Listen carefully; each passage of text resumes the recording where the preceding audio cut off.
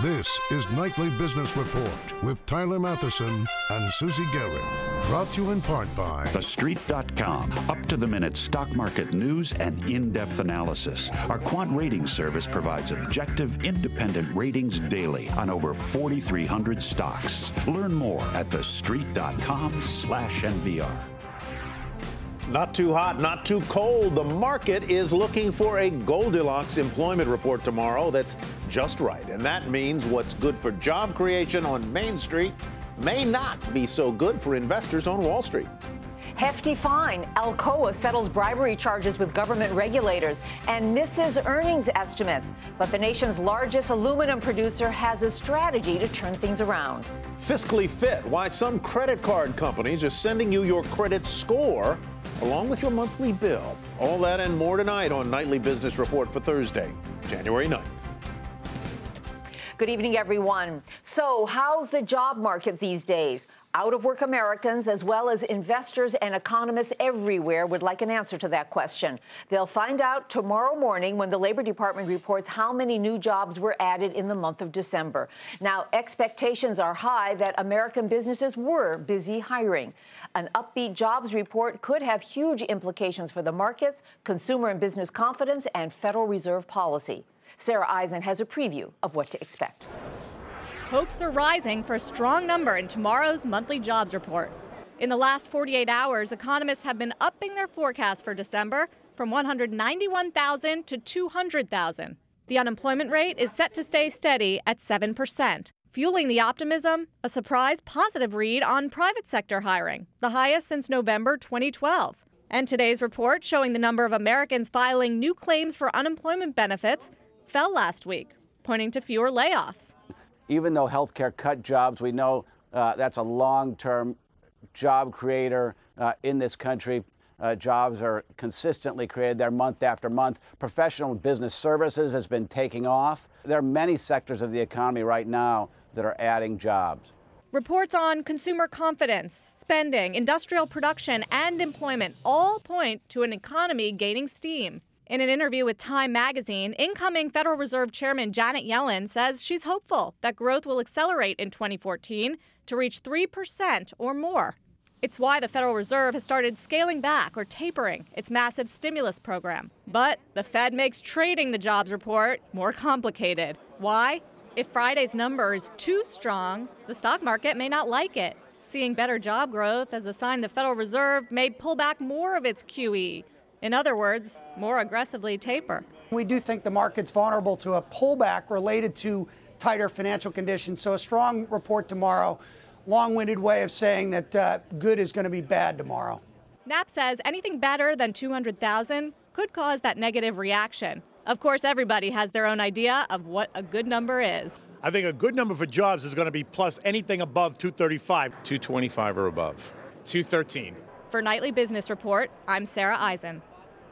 Well, with anticipation building about that Friday jobs report, volatility was sort of low on Wall Street today, and the markets end the session mixed, little changed. The Dow closed 18 points lower. The Nasdaq touched a fresh 13-year high before retreating and finishing the day 9 points lower. The S&P bucked the trend, closing fractionally higher on the day. Joining us now to talk about all these issues, we're happy to have with us Mario Gabelli. He's chairman of Gabelli Funds. So, Mario, you heard all of the numbers that are being spouted, 215,000 jobs, 230,000 jobs. What's your number, and how important is it for you about your investing strategy? We don't think about it because it's not an important element to focus on. What's important is the flow of the economy. The private sector is doing better. The consumer balance sheet's good. Jobs are getting better. Psychology is better. The investment sector, which is important, non-res is improving. Capital expenditures are coming in. And housing, I think, even with interest rates going up, will continue to do well, particularly single family. And then finally, Susie, federal government has slowed down, but state and local is vibrant. Receipts are good, and exports are better. So the economy is going to do well in 2014. Are you going to give us a number on that job? No, I don't have one. You don't have one? I don't do that. It's not what you do. Some people are worried when they look at the first 6 or 7 trading days of the year and they see some stumbles compared with a month ago or what. Are you concerned about that, or is that just noise? It's the January effect. You sell the winners in early January. You stop buying the ones that you wanted to window dress. The losers of last year become the winners in the first 2 or 3 days. That's background noise. I think the market for the year is going to have a decent year, up 3 or 4 or 5%. And that is very good. I was wrong last year because I said it would be up 5 to 10, and swoosh, it was up 30. And so let you be that wrong again this year. I have no problem in being wrong on that side of the equation. So, Mario, you are a value investor. How hard is it for you to find value in this market? Well, we look at lots of companies where we have core intellectual competence. So where our analysts look and where I sign them, we look at small, mid, and large caps, Susie, and there are so many yummies out there. We can find good ideas. Sectors that we've liked for the last 5 years. Last time I was on your show, we talked about commercial aviation, vendors to Boeing and Airbus. That is going to continue to be bright. Companies in that area include Curtiss-Wright, Crane, Precision Cast Parts, and so on. Energy. Energy is very vibrant. It's good for jobs in the United States. It's good for our competitive advantage. It's good for our balance of payments. It's good for our political stability. And companies in that area like National Fuel and Gas, like Weatherford, are two of those that I have culled through. Weatherford is at an all-time, is still bumbling on the bottom. Management's not done a good job of convincing the world they got to turn around, but they have wonderful assets. Last time we were together, you were talking similarly enthusiastically about the energy sector. You really see it as a transformative industry in this country over the next 30 to 50 years, don't you? Tyler, I read things like the Inland Waterway and the number of places that are creating jobs on the rivers, like catalytic converters, like fracking, and technology, American technologies at work. It is a major game changer.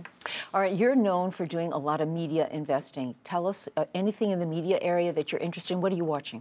Well, there's a whole bunch. It's content and distribution. Content is those companies that produce films, that produce, and there are more windows, particularly with regards to their mobile devices. Susie, there are 7 billion people, 3 billion mobile devices. Somebody will fill in the right number. They want content. So if you're Fox or Viacom or someone else on a global basis, you take it here, sell it there. This is terrific. Absolutely a game. So Viacom, Discovery Channel, too, I like. Among others, I own most of them, and they've done extremely well. But the distribution companies are also in favor. And right now there's a kind of a lovemaking in the works between John Malone with regards to what he's doing with Sirius to merge it into Liberty Media and use that as a currency to help him figure out what to do through Charter with Time Warner. And Cablevision's kind of the perennial attractive company in that regard. Do you see those large integrated cable companies, some of which are both content creators, like Comcast or Time Warner? Well, Time Warner Cable has now been spun out of Time Warner, but some of which are content creators as well as distributors, as well as telecom companies. Do you see that business model enduring, or will eventually some of those companies break up? You know, 1973, that was called the Primetime Access Rule. The broadcasters controlled the programming on primetime, and they had to spin them off. That's how Viacom got created, okay? Time Warner Jeff Bewkes went the other way. He spun off his cable, kept content, stocks cheap, interesting, and they're spinning off the publishing business. You have Comcast going the other way, buying from GE the balance of NBC. The answer is in a free market that we have in this country, managements could make mistakes, they can structure their balance sheets, and they could make opportunities. It's a good bet. So far, both Time Warner and Comcast have been winners. You've been saying that this could be a very good year for acquisitions. Besides this whole Time Warner love fest that you're talking about, what else, what other tips can you give our viewers? Well, I don't like to give tips, but within the context of what I like, financial engineering, of which companies spinning off companies, for example, Time Warner spinning off the publishing business, there will be a lot of spin-off. National Fuel and Gas has a model out there called One Oak where they're spinning off the utility business. NFG sells at $70, Susie. If gas stays at $4 an MCF, natural gas, this stock can make a 50%, and it's a utility with wonderful assets in the Marcellus area and in the Utica area. So other companies like that would be mergers of Pep Boys in the auto parts area. Federal Mogul, as an example, would split up in two parts eventually. They will split. Carl Icahn owns 81%. Our clients own a piece. And everything I talk about, our clients own. I hope everybody was taking notes on all of this. A lot of good information, as usual. Thank you so much, Mario, for coming on the program. Great to be here with Tyler and yourself, Susie. Nice to see you, Mario. That's Mario Gabelli of Gabelli Funds. Well, it's no longer a member of the Dow, so aluminum giant Alcoa can only unofficially kick off the new earnings season, and it did so after the bell today, but not before making big news about settling civil and criminal bribery charges. More on that in just a moment. Meantime, for the just completed quarter, Alcoa reported a net loss of more than $2 billion because of depressed aluminum prices and after writing down the value of some smelting operations. Alcoa pulled in 4 cents a share. That, however, 2 cents shy of estimates, even though revenues did beat Wall Street forecasts. Shares initially lower, as you see there in late trading. Morgan Brennan now with more on Alcoa's fine and the company's new strategy in a changing industry. Alcoa making headlines today, and not just because the aluminum giant reported its quarterly earnings. The company settling with the SEC and the DOJ after a subsidiary was charged with bribing officials in Bahrain. The resulting $384 million deal becoming the 4th largest settlement under the Foreign Corrupt Practices Act. We have been able to negotiate it in such a way that it puts less of a financial stress on the company. It's getting paid over 4 years. So that's good, and we can put this behind us. Significant, certainly, but it may be overshadowing an even bigger story for Alcoa and for the aluminum industry as a whole: business diversification. Experts say Alcoa has been on the forefront of this trend. It's simply no longer appropriate to think of Alcoa as simply an aluminum pure play. The price of aluminum has tumbled down about 37% from its 2011 peak, and it's taken shares of aluminum producers down with it. But companies like Alcoa, Rio Tinto, and Rusal have been expanding into operations less vulnerable to those lower prices, cutting down smelting operations and focusing on aluminum product manufacturing. Companies that used to be pure aluminum plays now build things like truck wheels, industrial gas turbines, and auto body panels. They've even been looking beyond aluminum into nickel and titanium products for use in aircraft. That shift has helped the bottom line, with Alcoa beating analysts' recent earnings expectations because of those new revenue streams. In fact, the company's diversification accounted for 57% of total revenues and 79% of after-tax operating income through the first 3 quarters of 2013. And analysts expect other aluminum players will follow Alcoa's lead. Given the success they've had diversifying, I think they're providing a blueprint that some of their peers are going to follow. So I wouldn't expect, I would expect a lot of their peers to follow suit and make efforts to diversify as well. That diversification, as well as the fact that some producers have been closing down or selling off aluminum-related assets, is powering what some experts believe will be a massive industry consolidation. And with an economy that's continuing to improve, analysts think the new trend could lead to even more competition in the aluminum space. For Nightly Business Report, I'm Morgan Brennan. Still ahead, want to know your credit score? Why more credit card companies are offering to give it to you for free.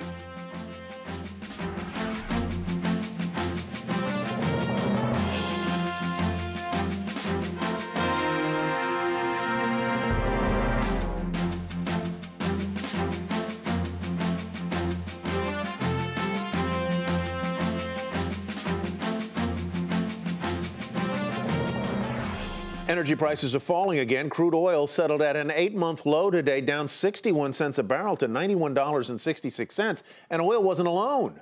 Natural gas prices fell more than 4% today on forecasts for above normal temperatures across much of the country over the next week. Meanwhile, an encouraging outlook today about U.S. energy independence from someone who really knows. ExxonMobil CEO Rex Tillerson says that by the year 2020, the U.S. may not need any imports to meet its energy needs. We're already the world's largest natural gas producer. We're producing, last year, our crude oil production surpassed levels not seen since the 1980s. And it's expected that we'll continue to add to crude oil production capacity over the next 2 or 3 years. So I think it is realistic that the U.S. could be energy self-sufficient, energy secure by the end of this decade. Tillerson also said that China's gas shale reserves could actually be bigger than those in the U.S., but the gas is burned much deeper there, and it's located in remote areas where there's just not enough water available to extract it efficiently. A lot of investors here at home are looking to strike it rich, but not in oil. Instead, they're looking for big growth and big returns in technology startups, and some of those startups are seeing their valuations strike it big. Josh Lipton has more now. Investors are always looking for the next big thing. Facebook and Twitter shot higher after going public. Those stocks are up 50% and 110% respectively. Venture capitalists are now piling into private Silicon Valley companies, setting their valuations well above $1 billion. The Wall Street Journal reports that the valuation of Palantir has ballooned to $9 billion. Box, the data storage company, is at $2 billion. Pinterest is at $4 billion, and Facebook was willing to pay $3 billion for Snapchat. But where do these numbers come from? This is a little bit of a black art, and I think a lot. Dylan Tweeney of VentureBeat, who covers venture capital, says investors are willing to pay more because they're worried about missing out on potentially huge returns. It's not like there's a formula you can apply or a computation that you can do that comes out with the number. I think a lot of what we're seeing right now is a product of just a lot of investor enthusiasm for technology startups. There's a lot to invest in. There are a lot of companies that are doing really interesting things, and investors don't want to miss out, so they're willing to pay a higher price. Andreessen Horowitz and other VCs say a lot of companies are staying private longer. That means startups are bulking up their revenues, which also sends their valuations higher. Companies in the public markets play a role in the valuation game as well. Professional investors try and model out what a private company could be worth based on the performance of a successful public company with similar financial characteristics. And when you think about the innovation, Tweeney mentions another reason for the run-up in valuations, competition among VCs who are chasing fewer good ideas. There are VC firms that have raised enormous war chests, like Andreessen Horowitz in particular. And with that much capital in the market, chasing so few opportunities to invest it, that's going to tend to drive prices up. Academics and those working in Silicon Valley say there isn't another bubble brewing here per se, but there's no question that some of these pre-IPO valuations are in part based on hype, not fundamentals. Josh Lipton, Nightly Business Report, Silicon Valley. A lot of hype in shares of drug maker Intercept Pharmaceuticals today. It almost quadrupled in a matter of seconds, and that's where we begin tonight's market focus. Now, one of Intercept's drugs, which treats a type of liver disease, was found effective in a mid-stage trial. This paves the way for it to become the first approved treatment for that condition. The stock rose 281% to $275.87. Now, to put that move into perspective, the stock gained 203 points today. The Dow Jones Industrial Average, an entire index, has gained that many points only 3 times in the past 3 months. Meanwhile, shares of Ford were on the move today after the automaker raised its quarterly dividend by 25%. This is the second time in 2 years that Ford has increased its dividend, thanks, it says, to its strong financial condition. Shares rose almost 2% to $15.84. Now, a slew of retailers had bad news for investors. Sears reported a major loss after today's market close. Sales fell a sharp 9% during the holiday season, continuing the company's long period of decline. Sears warned investors of losses in the fourth quarter as well. Shares plunged in after-hours trading. During the regular session, Sears fell 3% to $42.57. And shares of L Brands also tumbling today. This is the parent company of Victoria's Secret and Bath & Body Works. It reported sluggish December sales, blaming it on heavy promotions. The retailer cut its earnings guidance because of that poor performance. The stock fell 4% to $57.75. It was the same story at Pier 1. The home furnishing retailer cut its full-year forecast after what it called extremely disappointing December sales. The company said winter weather was partly behind that weakness. The stock plunged 12% today to $20.44. Costco, on the other hand, broke the weak holiday mold. The wholesale club saw same-store sales jump 3% in December, beating estimates. The units that performed well were garden, apparel, and home furnishings, among others. Shares up nearly 4% today to $118.51. Struggling teen retailer Abercrombie & Fitch boosted its full-year outlook. The company said holiday sales were actually higher than expected, and the company expects ongoing cost reduction efforts to help results. Shares surged after hours, as you see on that dramatic chart. During the regular session, the stock was slightly higher, finishing at $33.21. And reports of strong December traffic helped lift shares of American Airlines and United Continental. Both airline operators benefited from a late Thanksgiving, which meant more passengers traveling for the holiday were flying in December when the weekend ended on December 1. United was surprisingly helped by canceled flights in December. That's because they squeezed the same number of passengers on fewer aircraft. United also said they expect fourth quarter traffic and capacity to increase. Shares of American Airlines up 6.5%, $29.42 the close there. Shares of United Continental rose more than 6.5% to $43.80. Now that the holidays are over, some credit card customers are getting their bills and they're seeing something new on those monthly statements, something that could help them better manage their spending and saving. Sharon Epperson explains. Consumers often resolve at the start of the new year to do a better job managing their finances. Some credit card companies say they're aiming to help by including a key piece of information on their customer's monthly bill, their credit score. It's like knowing your cholesterol level. Once you know it, then you can figure out how it stands, and we provide information so people can see, is it a good score, is it a not so good score? And then we also provide them with information on what they can do to improve their score. Your credit score can determine whether you get a credit card, car loan, mortgage, and at what rate. Utilities, mobile phone carriers, insurance companies, even your landlord can have access to it. Yet less than half of consumers know their credit score. Discover is the first major credit card issuer to provide free FICO credit scores on monthly statements, making it available to each of its 10 million card members by the end of February, in hopes of building customer loyalty and attracting new customers. FICO is the credit scoring formula most widely used by U.S. lenders. Barclaycard and First Bank Card are also providing free FICO scores to their customers, and more card issuers could do the same. The program is open to all lenders, whether it's a mortgage company, a bank, or auto financing company. So anybody that's supplying credit and purchasing a FICO score can now make that score available to their consumers directly.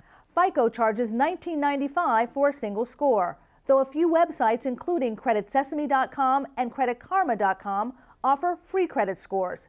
And knowing that number can make a difference. The rationale is if you're actually taking the time and the effort to look up your score, then on the average, you're going to be a slightly better consumer, all else equal. But will putting the credit score directly on the credit card bill significantly improve consumers' behavior, reducing late payments and defaults? Discover says it's too early to tell.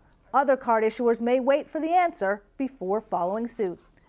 For Nightly Business Report, I'm Sharon Epperson.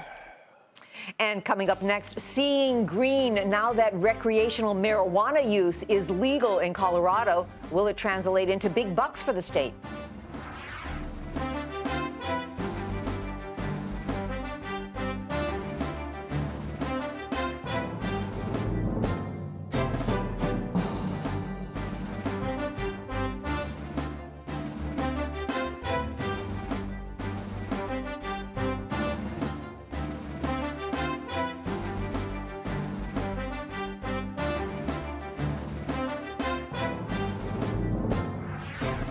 Officials in Colorado are hoping to count big tax revenues from pot. 1 week after legalizing recreational marijuana, business there is hitting a Rocky Mountain high. So what will that mean for the state's coffers? Our Jane Wells reports. Hey, good afternoon. A tour of marijuana grow houses in Colorado. This is now a thing. Is the overhead pretty bad? One tourist is Texas finance major Philip Fruget, who's contemplating a career here post-graduation. I would become a consultant and do some sort of consulting and see if you could create a little bit more efficiency and streamline the whole process from grower to production to the store, brick and mortar store. Colorado is throwing out the welcome mat to tourists in its new joint venture, charging taxes on recreational pot well over 25%. The industry estimates $5 million worth of adult-use marijuana was sold in the first 5 days, which means well over $1 million in taxes. But that could hit a roadblock. Colorado is running out of pot, and that might be the headline of the story, but as you see around us, there's a lot more behind it. Demand has turned out to be much higher than expected. With legalized recreational growing still getting up to speed, pot sellers have been allowed to use some of their medical marijuana supplies in a one-time transfer, but it hasn't been enough. Is this place going to run out of pot, at least in the short term? In the short term, we will. David Martinez at the 3D Cannabis Center saw long lines New Year's Day, but this place had to shut down 2 days this week to restock. We hope by the end of summer we can be caught up, but it could be a year, it could be 2 years. How much are prices going up because of scarcity? About 200%.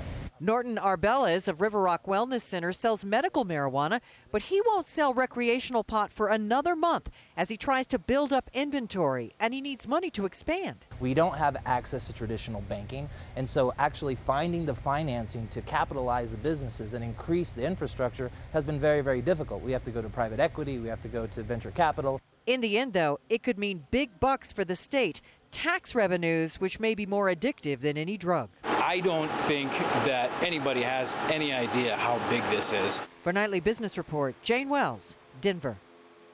And finally tonight, a new study shows that for the first time in history, more than half the members of Congress are millionaires. The Center for Responsive Politics says of the 534 members currently in the House and Senate, at least 268 of them had an average net worth of $1 million or more. That's just over 50%. Now, topping the list, the richest member of Congress, Republican Congressman Darrell Issa of California. He's chairman of the House Oversight Committee. He made his fortune in the car alarm business and is worth $464 million. Wow, that's amazing. More than half are millionaires now. And the Senate richer than the House, Republicans richer than Democrats. Just saying. All right. No political commentary. That's Nightly Business Report for tonight. I'm Susie Garrow. Thanks for watching. And I'm Tyler Mathisen. Have a great evening, everybody. We'll hope to see you back here tomorrow night. Nightly Business Report has been brought to you in part by TheStreet.com. Up-to-the-minute stock market news and in-depth analysis. Our quant ratings service provides objective, independent ratings daily on over 4,300 stocks. Learn more at TheStreet.com/NBR.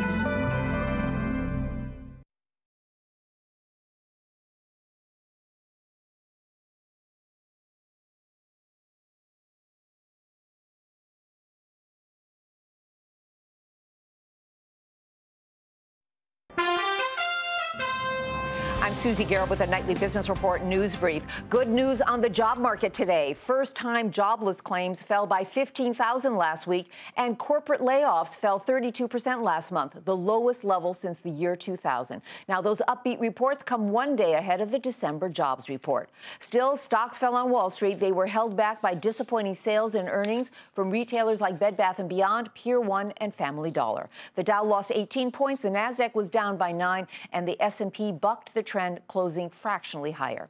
And Alcoa kicked off earnings season, but its profits came in below analyst estimates. The aluminum giant also settled charges of bribing officials in Bahrain and agreed to pay $384 million in fines. Be sure to tune in to Nightly Business Report right here on your public television station.